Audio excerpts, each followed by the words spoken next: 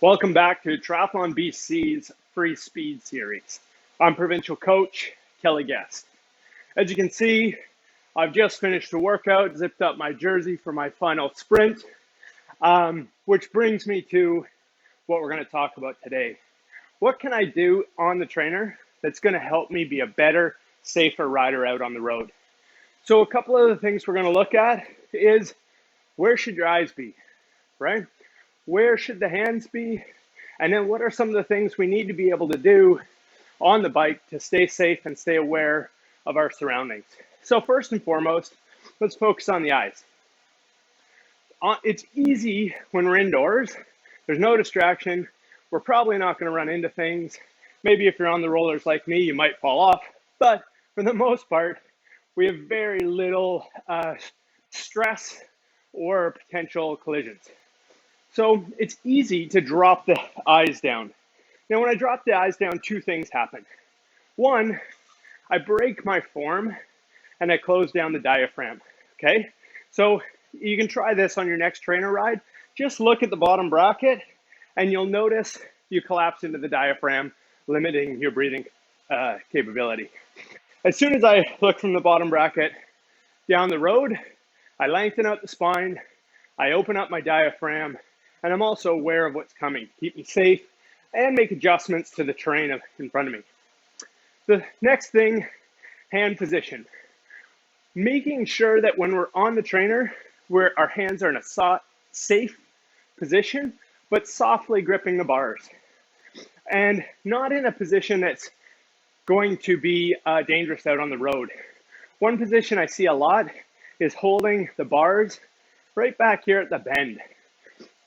That's a terrible spot to hold them in the sense that you have very little control over the bike, you have no access to the brakes, and you have no shifting ability.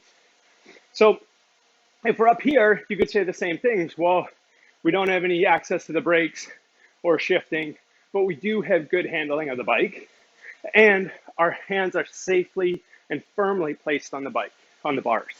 So the three kind of positions I try and get people to practice are here on the hoods with that webbing between your thumb and your forefinger pressed firmly into the hoods. And you can adjust that position by lengthening out the spine and just dropping the elbows. And then finally, down into the drops is another spot where we have good access to the brakes and the shifting as we ride through. All the while, I'm keeping my eyes looking down the road. So what are some of the other things that we might need to practice this eyes down the road for when we get outside? Number one, getting some fluids in.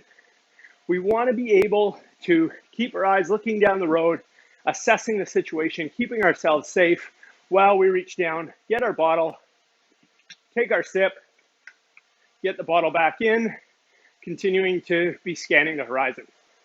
So that's one skill. The other skill is most motor vehicle accidents happen within an intersection. Now, when you roll up to a stop sign, like any responsible cyclist, you stop at the light if it's red. And when it's your turn to go, you want to clear that intersection as quickly as possible, but also keep your eyes up to scan for any potential risks. So we've got to clip one foot back into the pedals without looking at that foot or that pedal. So we practice doing a one-legged, find the pedals. If I don't find it right away, it's not a big deal. I can if I've practiced the skill of keep pedaling, I'll find it eventually down the road, but I haven't had to look down and take my eyes off of what's happening in front of me. And again, practice that with both feet. We don't want to be really good at one foot and no good at the other foot. So regardless of what you're doing, you can practice that. I wouldn't suggest practicing it on the rollers. Practice it on the trainer where your bike is fixed, and that's a much better spot to practice. The third thing here is, if you do choose to use the rollers, which I love, I think they're a great tool for indoor riding and a lot less boring than the trainer myself, but take a little bit of air pressure out of your tires. Go to about 3/4 of your normal air pressure, and that'll just help you be a little bit more relaxed and comfortable on the rollers. and find a little bit more balance. So again, to recap, eyes up, practice good safe hand positions, practice water bottles and pedals without looking down. Till next time, I'm provincial coach Kelly Guest. Have fun, practice lots, get better. See you later.